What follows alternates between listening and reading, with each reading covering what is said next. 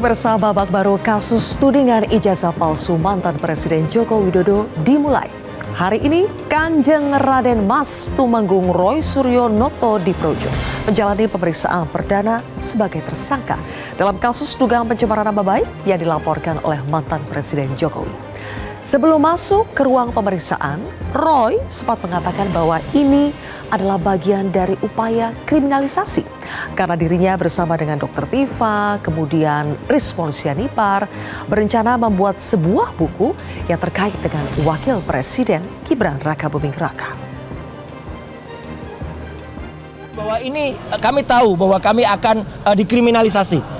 Dan kenapa kami tahu? Karena apalagi setelah saya, Dr. Rismon dan Dr. Tifa itu udah merencanakan akan menerbitkan buku yang kedua. Buku yang kedua judulnya ada Gibran Black Paper. Dan itu terbukti dengan saya pulang minggu yang lalu dari Sydney dan membuktikan bahwa Gibran memang tidak punya ijazah SMA. Ya. Jumat 7 November lalu setelah menjalani beberapa kali pemeriksaan, Polda Metro Jaya menaikkan status Roy Suryo CS menjadi tersangka. Roy Suryo mengaku tidak mempersoalkan statusnya sebagai tersangka. Roy menyinggung Sylvester Matutidang. Ada kok yang sudah terpidana 6 tahun inkrah tidak dipenjara. Status TSK itu masih harus kita hormati dan saya senyum saja. TSK itu adalah salah satu proses, ya. Masih nanti ada status menjadi misalnya lanjut itu baru menjadi terdakwa. Baru lanjut lagi menjadi terpidana. Di Indonesia ada orang dengan status terpidana saja inkrah. Sudah 6 tahun tuh inkrahnya ya, Pak. Masih bisa bebas melenggang dan menghina hukum di Indonesia, ya. Jadi artinya adalah tolong aparat hukum juga fair dan adil. Pemirsa, Roy Suryo tidak sendirian. Ada 7 orang lainnya yang juga ditetapkan sebagai tersangka. Mereka terbagi menjadi 2 klaster dan dijerat dengan pasal berlapis. Klaster pertama ada Egy Sujana, Kurnia Tri Rohyani, Muhammad Rizal Fadila, Rustam Effendi dan juga Damai Hari Lubis. Mereka dikenakan pasal pencemaran nama baik, kemudian fitnah, ada penghasutan yang ada di dalam KUHP dan juga Undang-Undang ITE. Sementara kita akan lihat klaster yang kedua. Klaster kedua ada Roy Suryo, kemudian Dr. Tifa dan juga Rismon Sianipar. Mereka dikenakan pasal tambahan yaitu pasal 35 Undang-Undang ITE mengenai manipulasi dokumen elektronik dengan ancaman hukuman maksimal 12 tahun penjara. Ibarat cerita sinetron stripping, polemik dugaan ijazah palsu Jokowi bergulir panjang dan jadi tontonan publik yang tidak berkesudahan. Mantan Presiden Joko Widodo sebenarnya sudah pernah menunjukkan foto ijazahnya kepada sejumlah wartawan. Presiden ke-7 Republik Indonesia ini memperlihatkan ijazah lengkapnya dari SD sampai S1 yang dikeluarkan UGM. Meski menunjukkan, Jokowi pada saat itu melarang wartawan untuk mendokumentasikan ijazah-ijazahnya tersebut. Bukan hanya kepada wartawan, Ketua Umum Projo Budi Aris Setiadi juga bersaksi bahwa ia dan jajaran DPP Projo pernah melihat langsung ijazah Jokowi dan menyatakan yakin bahwa ijazah tersebut asli. Tanya Mas Roy aja lah. Iya, jadi sebelumnya udah bolak-balik kalau masalah ijazah ini Pak Jokowi udah menegaskan bahwa ijazahnya memang ada, ya. Dan kita tadi dibuktikan bahwa ijazah Pak Jokowi itu ada dan Pak Jokowi juga udah menunjukkan ke rektor, ke dekan. Jadi bukan hanya menepis semua isu-isu dan keraguan bahwa ijazah Pak Jokowi itu hilang, terbakar, tetapi memang ada dikeluarkan UGM dan masih dipegang oleh beliau. Jadi selesai isu ijazah itu ya. Jokowi menegaskan tidak ada kewajiban bagi dirinya untuk memperlihatkan ijazahnya di depan publik. Ia hanya akan memperlihatkan ijazah aslinya kepada hakim melalui proses peradilan. Mungkin Pak ijazahnya gitu Pak, ini kan sudah dibawa. Gitu, Pak, ijazah nanti akan kami buka pada saat diminta oleh pengadilan oleh hakim. Persoalan asli atau tidaknya ijazah Presiden ke-7 Republik Indonesia Joko Widodo seharusnya tidak perlu berlarut-larut dan menyita terlalu banyak energi.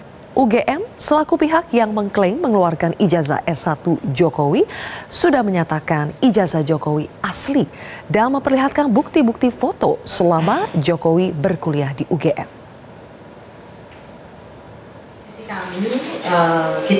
Kami di UGM ini kan lembaga institusi pendidikan yang kami selalu mematuhi peraturan akademik mulai ketika mahasiswa hadir di kampus ini dengan segala macam dokumen sampai di akhir. Jadi kami tadi sampaikan bahwa dalam kapasitas kami UGM adalah memberikan informasi bahwa Joko Widodo itu tercatat dari awal sampai akhir melakukan tridharma perguruan tinggi di Universitas Gadjah Mada, dan kami memiliki bukti-bukti, surat-surat, dokumen-dokumen yang ada di Fakultas Kehutanan. Jadi itu telah kami sampaikan secara secara lengkap ya. Misalnya kami memiliki ijazah mulai dari STT dia waktu SMA, kemudian dokumen-dokumen lain termasuk proses verbal ketika ujian skripsi. Mereka yang mengaku teman-teman kuliah Pak Jokowi pun pasang badan. Mereka siap dipanggil sebagai saksi di persidangan nanti.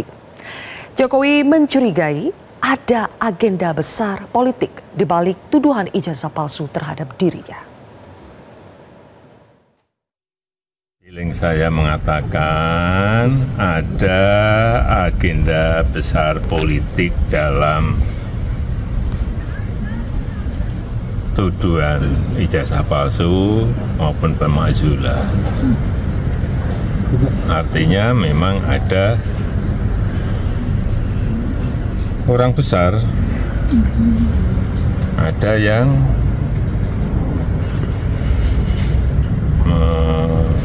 backup, ya. Kita menanti akhir gaduh ijazah mantan Presiden Jokowi. Sudah terlalu lama dan panjang isu ijazah ini bergulir. Apakah persidangan nanti akan membuktikan keaslian ijazah Jokowi dan mengakhiri kegaduhan ini? Inilah kontroversi selengkapnya. Mau dibawa kemana ijazah Jokowi? Bersama saya, Zilvia Iskandar.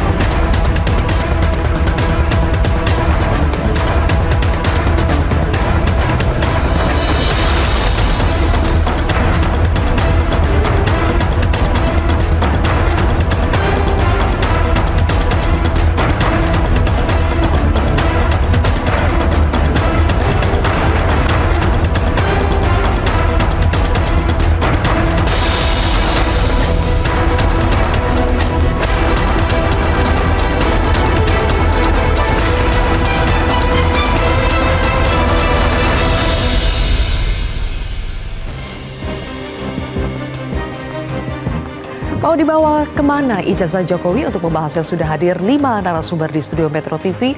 Di sebelah kiri saya adalah kuasa hukum dari Joko Widodo, Firmanto Laksana Pangaribuan. Selamat malam, Bang Firman. Selamat malam. Terima kasih sudah hadir di kontroversi. Kemudian juga ada Ketua Umum Jokowi Mania, Andi Asman. Bang Andi, selamat malam. Malam, Silvia. Terima kasih. Kemudian udah ganti ini. Apa tuh? Udah ganti status. Coba tanya Makanya lagi. Ketua Umum kan sekarang kan? Bukan, coba tanya lagi. Masih Joko Mania kah?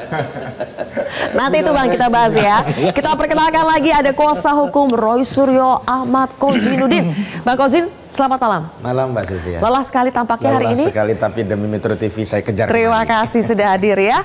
Kita sama-sama. akan nantikan nanti apa saja yang ditanyakan oleh penyidik kepada Roy Suryo klien Anda. Di sebelah kanan sudah ada Profesor Jamin Ginting, pakar hukum pidana. Selamat malam Prof. Jamin. Selamat malam Sylvia. Kemudian juga ada pengamat politik Ray Rangkuti. Bang Ray, selamat malam. Terima kasih semuanya sudah hadir di kontroversi. Saya langsung mulai ke Mas Kozin ya. Mas Kozin, jadi apa pertanyaan utama penyidik kepada klien Anda Roy Suryo? Kabarnya ada ratusan, tapi poin penting dari pertanyaan itu apa?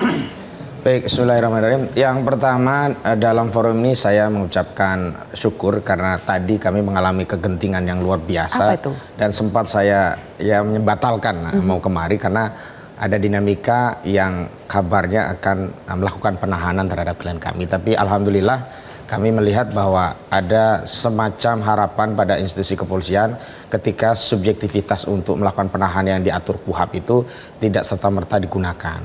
Karena yang selalu menjadi perdebatan dan ini menjadi problem bagi kami advokat itu manakala syarat subjektif itu digunakan. Kalau objektif kita sudah tahu di atas 5 tahun baru bisa ditahan. Nah, subjektivitas itulah yang kemudian membuat kita itu seperti tidak punya wewenang apapun, tidak ada nilai bagi seorang advokat. Makanya dalam rancangan KUHAP sih kami mengusulkan ada satu pasal yang menyatakan bahwa ketika ada penjaminan dari advokat maka subjektivitas kekhawatiran akan lari, menghilangkan barang bukti dan melakukan perbuatan lagi itu hilang, sehingga bagi penyidik harus memberikan penangguhan penahanan. Karena problemnya adalah ketika seseorang belum divonis tetapi sudah direnggut kemerdekaannya saat ditahan, ketika sampai pengadilan itu seperti hakim mendapat barang busuk, mau tidak mau dia harus vonis bersalah setidak-tidaknya untuk menutup vonis yang sudah diberikan. Adapun update kasus hari ini. Nah, tadi tunggu dulu ya. Tadi Anda mengatakan sempat ada kegentingan. Apakah memang sudah tersebut oleh penyidik akan melakukan penahanan? Ya, diantaranya ciri-ciri ya, kita kan memandang indikasi atau korinah ya. Di antaranya kalau mau ditahan itu ada foto-foto, ada setidaknya dokter yang memeriksa kesehatan, dan tadi kabarnya sudah ada dokter yang masuk. Nah, kalau ada pemeriksaan kesehatan itu selalu menjadi rangkaian untuk melakukan penahanan begitu. Indikasi itulah yang membuat kami diminta oleh tim Pak Petrus Celestinus selaku koordinator litigasi untuk kembali semuanya ke Polda, sehingga kami tadi balik ke sana semua. Tapi sudah sempat diperiksa belum sama dokter ya? Ya belum. Karena kan nggak jadi ditahan begitu. Nah, kalau update-nya bahwa tadi yang pertama kepada ketiganya ditanyakan sejumlah pertanyaan yang sudah dijawab pada masa-masa di penyelidikan dan penyidikan, apakah ada perbaikan atau penambahan pengurangan, dan dikatakan tidak. Nah, khusus untuk Rismon ada beberapa lah tapi tidak terlalu substantif, dan tambahannya adalah memang yang paling didalami adalah klarifikasi dari Rismon Syahdipa dan yang lainnya terkait 3 tuduhan utama yang dikonferensi perskan oleh Polda Metro Jaya, yakni melakukan manipulasi, editing, dan juga klaim tidak ilmiah. Karena ketiganya ini tentu tidak punya parameter objektif yang bisa disepakati. Karena itu tadi diantara yang disampaikan adalah bantahan terhadap itu, yakni menuangkan sejumlah data-data dan juga analisa termasuk metode yang digunakan, sehingga tidak bisa kemudian diklaim itu terjadi manipulasi atau melakukan editing. Dokumen gitu. apa yang disebut dimanipulasi? Nah, dokumen itu kan sebenarnya dokumen yang sudah beredar luas begitu, yang tidak diakui juga oleh Saudara Joko Widodo sebagai dokumennya. Misalnya dari Dian Sandi, kader PSI, itu tidak diakui. Padahal kalau pasal 32 itu kan harus ada unsur tanpa izin. Nah, kalau itu bukan milik Saudara Joko Widodo tentu kan tidak perlu izin kepada Jokowi karena tidak diakui juga sebagai dokumennya. Nah, dokumen-dokumen itulah yang kemudian diperkuat setelah Roy Suryo mendapatkan salinan dokumen dari KPU, baik KPU pusat, KPU daerah, dan kemudian ternyata dokumen di KPU itu ternyata tidak jauh beda atau sama dengan apa yang diupload oleh kader PSI Dian Sandi. Maka kesimpulan yang disampaikan oleh klien kami tidak berubah dari apa yang sebenarnya sudah disampaikan. Misalnya Roy Suryo menyatakan 99,9% palsu, dan Rismon Syahdipa bahkan dengan bahasa ya hiperbolis lah ya, 11.000 triliun palsu. Nah, itulah yang kemudian tadi ditegaskan. Dan itu yang disebut dimanipulasi. Yang paling penting tadi menarik juga karena sebelumnya kami kritik, kami belum punya kesempatan untuk mendatangkan ahli, dan tadi sudah ditanyakan berapa ahli, dan kami sudah sampaikan juga setidaknya ada ahli bahasa, bahkan linguistik forensik yang akan kami hadirkan, ada 2 ahli pidana, ada 1 ahli ITE yang nama-namanya juga sudah kami sounding kepada penyidik begitu. Baik, oke. Terima kasih untuk penjelasan awal dulu ya, Mas Kozin ya. Bang Firman, kecewa Roy Suryo CS tidak ditahan hari ini? Jadi terima kasih nih, saat malam dulu nih semuanya. Jadi masalah penahanan dan tidak ditahan itu kan kewenangan penyidik. Jadi kami pelapor tentu hanya menyediakan semua fakta-fakta dan bukti. Nah, disitulah penyidik akan bekerja secara transparan, terbuka. Nah, masalah hari ini tadi disampaikan akan menghadirkan ahli-ahli, itu memang diatur juga di dalam KUHAP seperti itu. Dan saya pikir ya polisi memiliki kewenangan untuk memberikan, meringankan dan sebagainya. Tapi kalau ditanya kepada kami melihat ini sudah terlalu lama. Ya, sudah terlalu lama atau lama sekali, tapi melihat begitu banyaknya saksi, ya ada 130 saksi, ada 22 ahli, kemudian ada 700 lebih bukti, Jadi kami akhirnya melihat, oh begitu rupanya. Jadi begitu luas rupanya yang diperiksa. Sehingga kekecewaan kami itu terobati. Artinya seperti yang tadi disampaikan juga hari ini, itu merupakan ya keluasan yang diberikan oleh penyidik. Mau diberikan seluas-luasnya. Dan saya pikir itu supaya orang juga melihat ini secara baik gitu ya. Dan hak-hak sesuai dengan KUHP pun diberikan juga. Jadi buat saya ya itu kewenangan penyidik dan saya pikir ya kita harus menyerahkan kepada penyidik seperti tadi Bang Ahmad juga. Kalau kewenangan memang kita hargai, tapi betul. sebetulnya yang dimaui Bang Firman apa? Ditahan atau tidak? Tentu kalau bicara penahanan menurut hemat kami itu harus ditahan. Karena sampai dengan sekarang kami melihat masih dilakukan tindakan-tindakan itu. Kita bisa lihat semua lah. Nggak usah personal saya menyampaikan, kita bisa lihat semua lah. Tindakan-tindakan apa? Ya, melakukan upaya-upaya dugaan fitnah, pencemaran nama baik, dan sebagainya. Itu masih terus dilakukan, seperti itu. Jadi sehingga, masih bernyanyi sampai sekarang betul, ya, Roy Suryo ya? Sehingga menurut hemat kami, seharusnya ditahan. Dan itu ada di dalam KUHP diatur, dan memang ada tadi, hak subjektif tadi. Antara lain melakukan pengulangan terhadap tindak pidana. Tapi kami serahkan kepada penyidik. Karena kenapa? Kami tidak berkepentingan sebenarnya ke situ. Kami hanya berkepentingan melakukan pemulihan. Dengan ini kita hadirkan nanti ke persidangan, diharapkan hak-hak Bapak difitnah dan dipencemaran nama baiknya dipulihkan. Itu saya pikir. Baik. Kalau Bang Andi melihatnya setelah adanya penetapan tersangka ini, apakah ini semakin ada titik terang menuju akhir dari kegaduhan polemik ijazah Pak Jokowi, atau ini masih akan panjang, akan berseri lagi di Bang Andi melihatnya? Ya, kalau menurut saya sih ini juga akan panjang gitu ya. Tapi kalau menurut setelah ada tersangka ini, kita ya berharap bahwa ini akan segera untuk berakhir ya. Karena ini kan bukan hanya masalah ijazah Pak Jokowi, tapi ini kan melebar kemana-mana. Sampai ke ijazahnya Mas Gibran, bahkan sama ijazah yang di dalam kubur. Ya berkunjung ke makam seperti itu kan, ditanyakan pula seperti itu kan.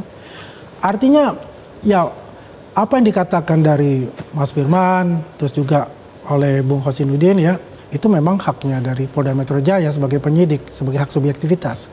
Kalau ditanyakan kepada kami, relawan Jokowi Prabowo Gibran, itu pasti akan mengatakan ya perlu ditahan untuk itu. Karena apa? Masalahnya adalah ya itu tadi.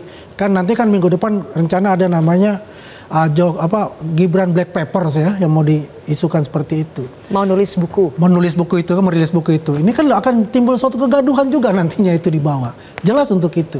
Tapi kita menghormatilah apa yang dilakukan oleh Polda Metro Jaya. Dan ini kan bukan akhir. Masih ada nanti kan juga pemanggilan kedua, ada pemanggilan ketiga kan. Sampai itu selesai, dan juga kita paham lah apa yang dilakukan oleh Polda Metro Jaya untuk itu. Oke, jadi akan panjang lagi energi yang tersita. Tapi setidaknya kita sudah melihat ada pasal-pasal yang dikenakan kepada tersangka. Ya. Dan salah satu yang menarik dari pasal tersebut adalah adanya pasal fitnah. Dan sudah terjadi perbincangan bahwa kalau misalnya itu ada pasal fitnah, harusnya dibuktikan apa sih yang difitnah. Makanya apakah akan ada kesempatan bahwa ijazah keaslian atau keabsahan ijazah Pak Jokowi itu nantinya benar-benar akan dibuktikan dalam persidangan atau tidak? Nanti kita akan bahas dengan Prof. Jamin dan juga Bang Rey di sini. Tapi kita jeda terlebih dahulu, pemirsa. Kontroversi kembali sesaat ini.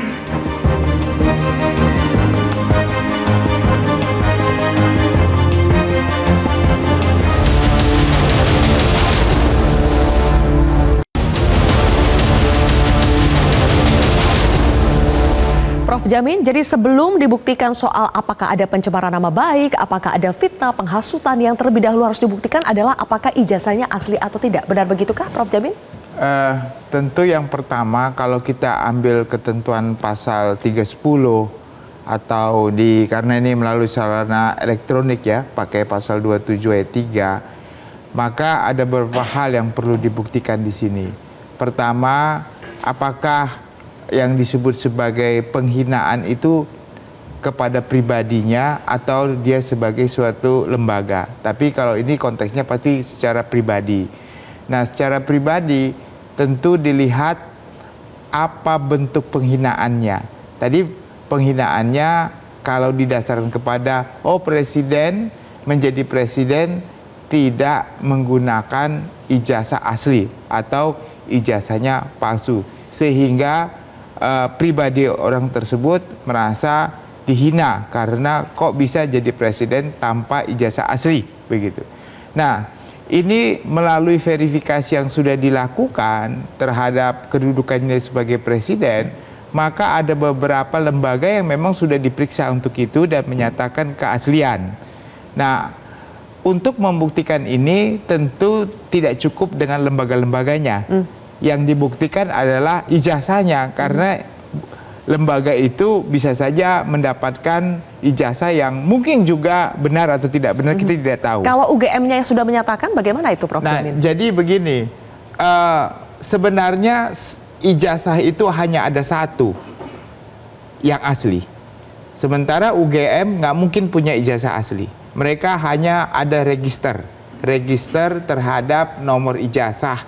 Dan juga di Kementerian Pendidikan Tinggi juga hanya register. Dan register itu juga sebenarnya mempunyai kekuatan hukum yang sama dengan ijazah. Kalau kita lihat, sama kekuatan hukum. Cuma memang ijazah secara lengkap kita lihat seperti sama nggak register dengan ijazah asli. Jadi kembali lagi memang ijazah itu harus ada dan dibuktikan dalam proses penyidikan ini. Jadi benar ya, kalau misalnya harus dibuktikan dulu ijazahnya asli atau tidak, baru kita bisa melihat apakah pasal-pasal lainnya itu bisa dibuktikan atau tidak. Iya, tapi ijazah itu tidak perlu dibuktikan di proses keperdataan, karena nggak ada kaitan dengan pidana. Karena kalau di pidana itu, dia melihat legitimasi terhadap suatu barang bukti didasarkan kepada dari siapa barang itu, bukti itu dibuat, dan instansi mana barang bukti dibuat. Jadi nggak perlu ke pengadilan, hanya cukup dari lembaga yang memang sudah mengeluarkan ijazah itu. Nah, nanti tinggal instrumen dari proses penyidikan lah yang akan menentukan. Contohnya kan ada LEVOR ya. LEVOR kan pasti sudah ada. Puslapor dari Barreskrim sudah mengatakan bahwa ijazah itu asli. Ya, berarti kan mereka sudah memegang ijazah aslinya. Jadi kalau sudah memegang ijazah aslinya, tinggal dia memastikan itu adalah asli, dilegitimasi dan dikonfirmasi, afirmasi dari lembaga yang mengeluarkan. Nah, itu sudah clear. Sudah. Jadi maksudnya clear hakim akan memutuskan atau tidak? Kalau tadi kan Prof. Mahfud mengatakan hakim lah nanti yang akan memutuskan apakah ijazahnya asli atau tidak, bukan polisi. Ada berbeda pandangan ya, Prof. Jadi, Mahfud? Kalau Prof. Mahfud mengatakan harus ada lembaga perdata untuk menyatakan ini asli atau palsu, itu bukan kewenangan pengadilan keperdataan. Kalau begitu nanti kita akan bahaya, nggak semua kasus pidana bisa diselesaikan hanya menunggu dengan putusan keperdataan. Ya, satu-satunya putusan perkara pidana yang harus nunggu keperdataan yaitu 167, memasuki pekarangan orang lain tanpa izin. Itu aja. Kalau yang lain itu nggak perlu. Berarti dalam persidangan ini menurut Anda bisa langsung ya, bisa langsung membuktikan pasal-pasal soal penghinaan, pencemaran nama baik, fitnah, itu bisa langsung, tidak perlu menunggu ijazahnya asli atau tidak? Ya, sepanjang sudah dibuktikan bahwa ada ijazah asli dan ditunjukkan bahwasanya ini asli kepada penyidik dan penyidik sudah melihat, itu bisa dilakukan. Saya minta tanggapannya dong, Mas Kozin. Ini kan berbeda nih. Berbeda pandangan dari Prof. Mahfud. Kalau Prof. Mahfud pasti dari pihak Anda itu sangat setuju bahwa memang harus dibuktikan dalam persidangan, tapi dari Prof. Jamin berbeda pandangan. Ya, pendapat itu kan bisa kita lihat dari perspektifnya seperti apa. Kalau perspektifnya ansih pidana, memang bisa saja karena unsur itu bisa dibuktikan melalui proses di pidana begitu. Tapi kalau kita pisahkan antara barang yang dijadikan alat bukti, ya ini keputusan badan atau pejabat tata usaha negara, tentu ini produk katun keputusan tata usaha negara yang kemudian pembuktiannya di peradilan tata usaha negara. Makanya saya sependapat juga jika ada menyatakan ya harus digugat secara petun dulu begitu. Problemnya kan ada masa daluarsa 90 hari di Undang-Undang Peratun. Jadi kan tidak memungkinkan untuk itu. Maka bisa saja menggunakan hukum perdata dengan pembuktian apakah ada tindakan perbuatan melawan hukum atau tidak dalam memproduksi ijazah. Kalau ijazah itu palsu tentu ini PMH. Kalau ijazah itu asli tidak ada PMH. Makanya peradilan perdata kemarin sebenarnya sangat penting untuk membuka kotak Pandora ijazah ini, bahwa ijazah diperiksa dan ditetapkan tidak ada PMH sehingga bisa disahihkan oleh peradilan perdata karena tidak ada unsur perbuatan melawan hukum. Sayangnya 3 atau 4 ya gugatan perdata itu tidak masuk pokok perkara, selesai dieksepsi sehingga barang ini tidak pernah dilihat oleh hakim. Padahal saudara Joko Widodo kan siap kalau mau menunjukkan kepada hakim tapi dipenggal. Nah, sebenarnya kalau kita mau melakukan pendekatan dengan pidana, harusnya tidak menggunakan ketentuan pasal 310311 KUHP tapi 263 tentang dugaan ada tidaknya pemalsuan dokumen. Sehingga ketika ada putusan ingkrah dalam pertimbangannya tidak ada pemalsuan, dokumen itu dipertimbangkan asli, maka itulah putusannya dijadikan dapat digunakan untuk mempidana orang yang bisa dianggap fitnah, merendahkan serendah-rendahnya, menghina sehindah-hindahnya karena menyebut ijazah saudara Jokowi palsu. Sayangnya mekanisme pidana dengan pendekatan 263 yang bisa dilakukan oleh Barreskrim Mabes Polri dengan Dumas itu dihentikan. Semestinya dulu Dumas itu langsung dikeluarkan LP. Kalaulah LP itu tidak jalan kan bisa SP3. Tetapi ketika kita melihat pembedaan kenapa TPUA hanya di Dumas, saudara Joko Widodo 30 April langsung jadi LP, di situ yang kami lihat, oh memang norma hukum itu adil, tapi praktiknya ternyata ada pembedaan. Lagi-lagi relasi kuasa itulah yang menentukan apakah norma itu bisa diterapkan pada fakta atau tidak. Oke, kita geser sedikit dari hukum ke politiknya. Kalau tadi Mas Kozin sudah bilang bahwa... Nanti aku bisa tambah ya. Boleh, tapi nanti ya Bang Andi ya. Bang Rey, kita sudah mendengar bahwa hukum itu biasanya tajamnya itu ke bawah tapi tumpul ke atas. Dari Roy Suryo juga mengatakan bahwa ini adalah upaya kriminalisasi terhadap dirinya. Pertanyaan saya, sebetulnya siapa sih yang paling diuntungkan, berkepentingan dan punya kuasa untuk membungkam atau mengkriminalisasi Roy Suryo? Nanti itu akan kelihatan di belakang. Sekarang dimulai dulu dari pertanyaan ini tema diskusi kita. Mau dibawa kemana ijazah Jokowi? Dibawa ke Polda Metro oleh Jokowi. Literalnya begitu ya. Makanya sebetulnya begitu masuk ke Polda, perdebatan soal asli nggak asli itu udah selesai. Nah sekarang isunya itu apakah Roy Suryo ini dikriminalisasi apa enggak gitu. Nah tapi sebelum ke sini nih, saya mau melihat dari aspek yang lain dulu ya, yang namanya politik. Kenapa sih harus dipolisikan gitu? Itu kan pertanyaannya tuh. Saya kira kalau menggunakan istilah-istilah orang sekarang itu, pertama karena ada orang yang nyinyir. Nyinyir ke siapa? Kayak orang-orang ini, Roy Suryo, kayak ini macam-macam dan sebagainya itu. Kenapa mereka nyinyir? Ya karena mereka nggak bisa seperti yang dilakukan oleh Roy Suryo dan kawan-kawan. Anda bisa bayangkan, setahun lebih Roy Suryo membawa isu ijazah palsu itu dan selalu mendapatkan porsi yang cukup di media massa. Siapa orang yang nggak punya kekuasaan apapun yang bisa melakukan itu, maka orang-orang di luar itu jadi nyinyir gitu loh. Melihat Roy Suryo yang mendapat exposure sedemikian rupa ya kan. Tapi kan Roy Suryo nyinyir duluan. Kenapa? Ya, kita sama-sama nyinyir kan. Makanya kita mau pakai istilah-istilah itu. Nah yang kedua, kenapa dipolisikan itu? Karena mungkin sebagian orang yang bersama dengan Pak Jokowi ini belum dapat jabatan. Jadi perlu semacam cari muka dulu dengan terus-menerus ya kan membela ijazah ini lalu ikut serta mendorongnya ke polisi. Mungkin karena itu mereka akan dapat komisaris lah, apalah dan sebagainya gitu ya. Ada Bang Andi di sini termasuk nggak? Ya nanti dijawab oleh Bang Andi kan. Yang ketiga adalah ada unsur ketidaksukaan. Tidak suka sama siapa? Ya sama Roy Suryo macam-macam. Maka dibuatlah bahasanya ini gaduh-gaduh. Gaduh apa? Stabilitas kita naik kok Pak Prabowo tingkat kepuasan tetap di atas 70% kok. Gaduh apa gitu. Ya kan cuma ya itu tadi ya kan karena tidak suka kalau bahasa orang sekarang untuk menjawab para kritikusnya Pak Jokowi itu udah ada penyakit hati kata mereka ya kan. Nah, boleh jadi yang di sini juga sebetulnya ada penyakit hati kayak Roy Suryo macam-macam dan sebagainya gitu ya. Nah yang keempat, nah ini yang paling penting nih menurut saya apa? Makin tipis argumen untuk membela bahwa ijazah Pak Jokowi ini asli gitu loh. Karena makin tipisnya argumen, sementara argumen yang mempersoalkannya makin banyak gitu ya. Lalu udahlah kita selesaikan di polisi aja. Jalan pintasnya? Iya, pakai polisi aja gitu. Nah, jadi makin sedikit argumen, makin menipis argumen, makin nggak dipercaya oleh publik argumen-argumen yang menyebut bahwa ini ijazah asli gitu ya. Kalau begitu pakailah kekuasaan. Nah, makanya itulah dibawa sekarang ke Polda ya, supaya kekuasaan menyelesaikannya gitu melalui polisi. Kekuasaan yang mana ini Bang Rey? Kan sekarang Pak Jokowi tidak berkuasa lagi. Kekuasaan itu kan nggak harus dilihat bahwa saya berkuasa dan Anda. Kan kekuasaan itu artinya beliau mantan presiden yang ngangkat Kapolri yang sekarang. Kan kira-kira gitu ya. Lalu presidennya adalah orang yang melanjutkan kebijakan Pak Jokowi dan anaknya wakil presiden dari presiden yang sekarang. Kurang terang benderang apa?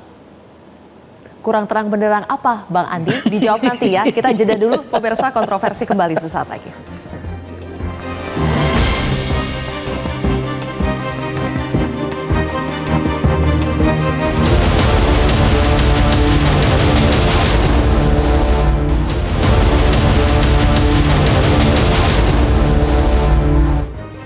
Baik, kembali lagi di kontroversi pemirsa. Tadi Bang Rey mengatakan bahwa kelompok pembela Jokowi atau / kelompok yang suka nyinyir kepada Roy Suryo CS, salah satu alasannya itu karena belum dapat jabatan ya Bang Rey ya. Terus alasan yang paling penting karena semakin tipis argumen untuk membantah bahwa ijazah Pak Jokowi itu palsu gitu ya. Jadi bagaimana Bang Andi menjawab itu? Kalau Bang Rey itu memang super nyinyir dia. Jadi kita itu ya, sebagai contoh lah ya, saya sejak 2012 sampai 2025 ini belum pernah namanya komisaris. Catatan itu. Dan Mbak Zilvia ini kan sama-sama saya juga dulu 2012. Waktu beliau masih muda nih, sama-sama kita dulu. Jangan tarik pengalamanmu dengan puluhan orang yang sudah. Jadi gini, aku menjelaskan aja lah Bang Rey ya. Jadi untuk bahwa kita ini berjuang tidak semata-mata untuk itu. Iya, Anda itu. Oke, terus kita yang Anda kedua ingat tadi. dulu ya, ada ketua organisasi relawannya Pak Jokowi yang belum dapat jabatan. Lalu mengatakan ini organisasi akan saya bubarkan loh. Lalu tiba-tiba dapat jabatan dia, wakil menteri. Itu terserah, itu mungkin itu udah nasibnya dia begitu kan. Yang jelas begini, kita mau menjelaskan aja. Tadi bahwasanya apa yang dikatakan tadi masalah komisaris, satu lagi mengenai argumennya makin sedikit soal ijazah Pak Jokowi menipis. itu makin menipis. Saya rasa tidak akan menipis untuk itu. Karena begini, ijazah itu benar-benar asli dan sudah dicek di lapor. Karena saya juga ada itunya. Ini ijazah asli yang diterima oleh lapor, ijazah beliau, dan ini dicek sama lapor, maka dibilang otentik. Ini ada, gitu, ya bisa lihat di sini. Oke, basis Anda dari Puslapor Polri. Puslapor Polri, ini dibawa dan dicek oleh Barreskrim, ini asli. Dan ini yang akan mirip dengan ini sama. Itu apa? Ini adalah ijazah dari Mas Sigit. Dan saya sudah dapat izin dari beliau. Siapa beliau ini? Beliau ini adalah teman masuk tahun 80 di Fakultas Kehutanan yang sama dan lulus bersama-sama juga. Gitu loh, dengan Pak Jokowi. Ya, kalau dia ini 1132 kalau nggak salah, Pak Jokowi 1120 nomor registernya. Jadi maksud Anda membawa ijazah ini? Jadi saya membawa ini. Tunggu dulu. Apa yang ditampilkan dikatakan. Itu ijazah yang sama dengan yang beredar selama ini nggak? Yang beredar, ini nggak pernah beredar. Oh iya, artinya sama. Ini sama dengan sini. Ya, pertama dari sini, saya kasih contoh ini aja dulu ya. yang dianalisis oleh Roy Suryo kan? Ya, ini dianalisis, yang dikatakan palsu. Ya. Padahal ini sama. Pertama, tulisan ini 5 November 85, ini sama. Karena hanya satu orang. Identik, satu orang. Ini scan langsung ya dari jasa yang saya terima dari Mas Sigit. Sama semua. Baik rektornya, baik dekannya, semua satu orang yang menulis itu. Makanya pertanyaan saya, di mana palsunya? Kalau kita bicara dengan KPU, itu kan diambil oleh KPU kan ada legalisir. Kalau sudah ada legalisir, dan ini juga sama kayak begini. Artinya itu adalah aslinya. Dan ada watermarknya di sini.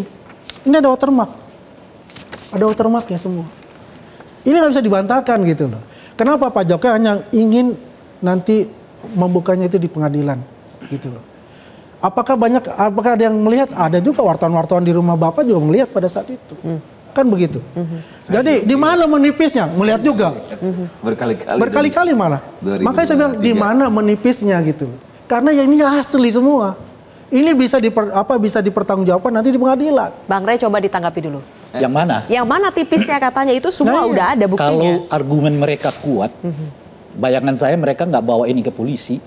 Dan bayangan saya ini juga udah selesai karena masyarakat nggak ada yang percaya pada dugaan adanya kepalsuan ijazah ini.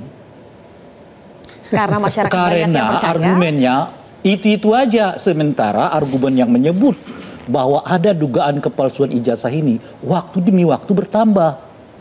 Itu kan versinya Roy. Oh iya tentu saja versinya. Iya itu versinya Roy. Kan kalau kita tanya ke masyarakat dan sudah disurvei, itu rata-rata 70% karena argumennya makin sedikit, iya kan? Tapi ini makin kelihatan makin banyak orang yang tertarik dengan isu ini. Anda bisa bayangkan setahun loh. Isu ini terus menerus dan waktu demi waktu makin disambut oleh publik. Gitu kira-kira kan. Makanya salah satu cara untuk menyelesaikannya adalah bawa ke polisi. Bawa ke polisi dan Bang Firman pasal-pasal yang dikenakan oleh polisi sudah sesuai dengan apa yang dilaporkan? Ya, jadi sedari awal dalam laporan itu kan disampaikan pasal 27, 32 dan 35. Boleh ditampilkan lagi ya, teman-teman, grafis pasal yang kemudian dikenakan. 310, 311 ya. Dan hari ini memang itu senyatanya diberikan terutama kepada 3 tersangka ya, RS, RS dan TT seperti itu. Jadi menurut hemat saya, tadi saya sudah sampaikan, saya ingin menanggapi juga Bang Rey gitu ya, bahwa sebenarnya ya tadi yang disampaikan sama Bang Rey adalah bukti subjektif, maka dia harus ditahan. Terus. Nah kalau terus. Yang mana? Yang mana maksudnya? Menyuarakan fitnah kan? Iya. Menyuarakan. Saya nggak menyebut ada menyuarakan fitnah. Bukan. Maksud saya dia menyampaikan semakin banyak, semakin. Lawang yang mengeluarkan jasa mengatakan asli kok, ada kok. Tadi sudah ditayangkan, ya kan? Tapi di sisi lain mereka ini RS, RS dan TT terus mengatakan ini tidak asli, ini tidak asli. Sudah diperiksa, sudah disampaikan, sudah disajikan. Saya sudah melihat berkali-kali, ya kan? Terus berarti ini adalah syarat subjektif yang sebenarnya dari KUHP itu sudah kena. Dan makanya tadi kan pertanyaan di awal kan kecewa nggak? Sangat kecewa sebenarnya. Tetapi kewenangan pada penyidik. Tapi kalau dibicarakan kecewa, ya kecewa. Karena kenapa? Lawang tidak bisa dibuktikan kok. Nih saya ceritakan. Singkat Bang.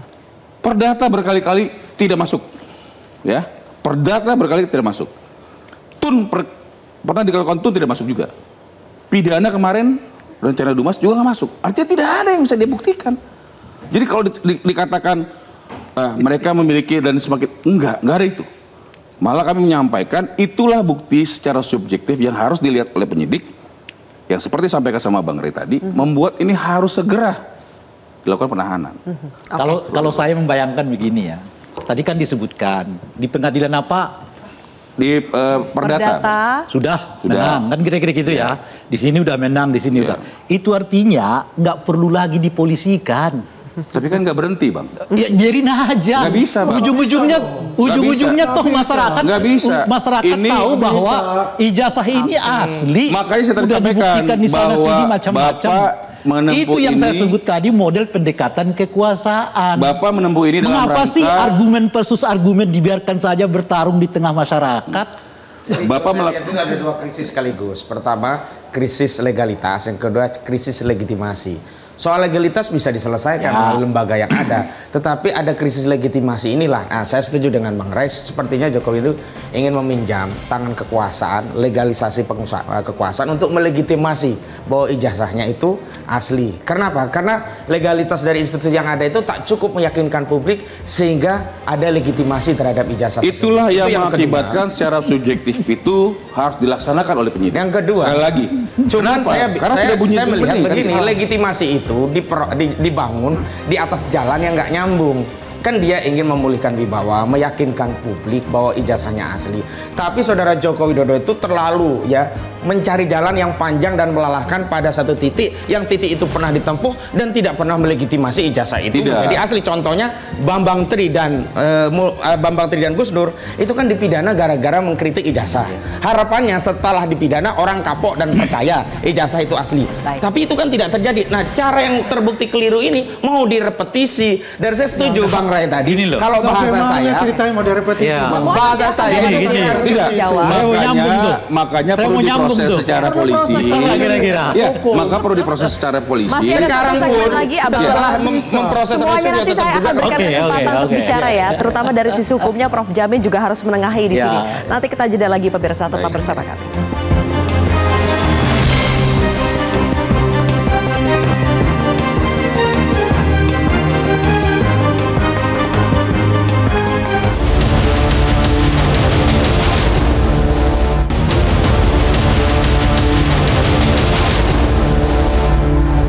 Jadi agar tidak lagi berlarut-larut, harus dibawa kemana ijazah Jokowi ini, Prof Jamin? Ya, pertama tentu kasus ini terus bergulir sampai pada akhirnya bisa ditentukan apakah dugaan terkait adanya penghinaan ini terbukti di pengadilan. Karena kita di negara hukum, kepastian hukum harus ditegakkan. Dan tadi kenapa ada upaya hukum ini? Jadi ini merupakan hak setiap warga negara. Jadi yang merasa dirugikan, merasa terhina, itu punya hak konstitusional, dilindungi oleh undang-undang. Semua warga negara yang merasa haknya terganggu karena ada pencemaran nama baik, punya hak untuk bisa melaporkan itu. Jadi nggak bisa dibatasi, oh ini boleh, ini nggak boleh ya. Itu semua Kalau yakin asli kenapa harus dipolisikan? Kalau kata Bang Rey kan tadi gitu. Iya, makanya saya katakan itu semua hak warga negara. Kalau dia merasa perlakuan yang dilakukan oleh Pak Roy Suryo dan kawan-kawan ini mengganggu kenyamanan dia, ya nggak dilihat dari statusnya apakah dia mantan presiden, apakah bukan. Semua punya hak untuk melaporkan itu. Tinggal masalah yang pertama adalah independensi daripada kepolisian, transparansi daripada kepolisian, dan akuntabilitas dari kepolisian. Artinya polisi ini jangan sampai terintervensi ataupun melihat faktor politik menjadi desakan mereka untuk melanjutkan atau tidak melanjutkan. Oke. Begitu. Baik, untuk pendukung atau pembela Jokowi, Bang Andi, bagaimana melihat ini? Kan meskipun kasus ini sudah ada tersangkanya, terus saja kicauan, nyanyian Roy Suryo CS itu terus saja yang bisa mendiskreditkan dan menurunkan legitimasi dari Pak Jokowi. Ya, kan kita bisa lihat ya, ditunjukkan aja ijazah dia pasti akan ambil untuk dia periksa sendiri. Siapa lu? Kan bicara begitu kan? Dan yang kedua, kalau kita lihat ini kan baru tahap pertama pemeriksaan kan, pasti ada tahap kedua ataupun ada tahap ketiga. Kita kan nggak tahu, apalagi nanti subjektivitas penyidik apakah melakukan penahanan atau tidak. Frankly speaking ya, kalau kita bicara yang namanya relawan semua pendukung Pak Jokowi, pasti ini ingin pengen segera selesai nih permasalahan ini gitu. Selesainya sampai di Artinya tahap selesai ini semua yang dikatakan ada tersangka ini ya ini ditahan, dilanjutin untuk proses pengadilan gitu. Nah di pengadilan silakan bertarung di sana gitu loh. Evidence dari pihak sebelah dengan evidence dari Pak Jokowi silakan untuk dipertahankan masing-masing untuk itu, ya kan? Jadi tidak ada lagi polarisasi yang di bawah ini terbelah terus, ya kan? Oke. Ini masalahnya utamanya. Oke, baik. Bang Rey, mau dibawa kemana Bang Rey? Mau dibawa ke Polda. Mau dibawa ke Polda, ke Solo, ke pengadilan atau gimana? Mari kita buat pengandaiannya. Apa kurangnya Pak Jokowi menghadapi kasus ini? Anda bisa bayangkan Pak Jokowi itu presiden 2 periode. Dengan tingkat kepuasan 80% di ujung kekuasaannya. Di backup habis-habisan oleh relawan banyak sekali. Ya kan? Anda bisa bayangkan. Lalu presidennya adalah hopengnya Pak Jokowi. Kan kata Pak Prabowo dia hopeng sama Pak Jokowi kan gitu. Wakil presidennya anaknya beliau. Sehingga? Buat 2 partai politik pendukung dia. Ada namanya Golkar, ada namanya PSI. Kekuatan kayak begitu, kok bisa nggak optimal menghadapi Roy Suryo dan kawan-kawan? Harus dibawa ke Polda gitu loh. Tapi kan haknya kalau merasa Saya nggak bicara hak. Saya nggak bicara hak. Kali-kali kau bicara dong harga dirimu gitu loh. Gua ngadapin orang kayak gini dengan kekuatan yang kayak gini kok harus berakhir di Polda. Jadi yang benar menurut Anda gimana? Ini soal sejauh apa sih sebenarnya orang percaya nggak percaya gitu loh. Oke, legitimasi ya. Dan itu yang menurut saya nggak teryakinkan mungkin kepada publik itu yang saya sebut argumennya makin menipis. Tapi mungkin ada tanda kutip ya kekuasaan atau ambisi yang sedang terganggu lalu bawalah ke polisi. Kalau udah ke polisi Bung Andi, udah deh.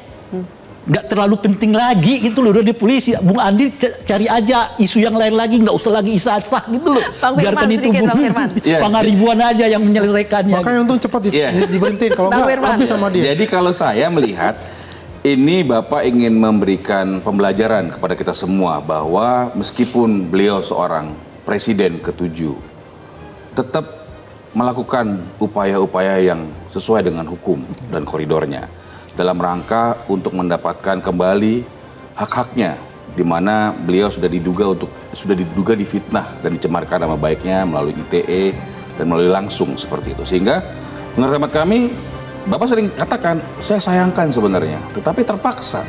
Karena kenapa? Dia juga punya cucu, punya anak. Bagaimana nanti gitu kan? Sehingga apa? Bapak ingin menunjukkan bahwa Bapak sebagai warga negara yang baik melakukan upaya hukum yang benar. Dan kita hargai itu. Oke, Terima baik. kasih.